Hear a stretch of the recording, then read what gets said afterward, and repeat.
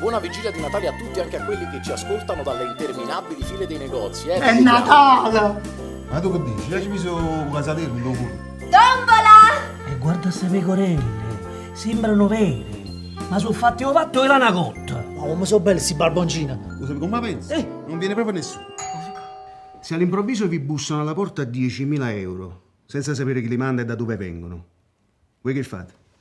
Ve li prendete? Ho trovato questo pacco fuori alla porta. Ci saranno 10.000 euro per te. È arrivato il momento di fare la scelta giusta.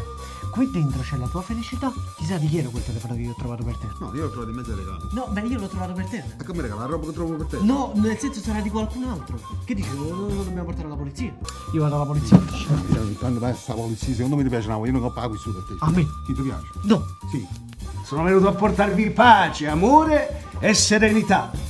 Io ho portato solo il pesce. Se credi nell'oroscopo, nascendo in questo periodo tuo figlio è Capricorno come Gesù, Roberto? Ma dove? Me ne vado. Anche mamma se n'è andata. Ma mamma non l'ha scelto. Ma è vero che a Natale siamo tutti più buoni?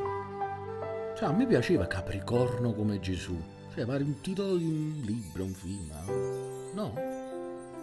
Ma si può fumare a cadinta?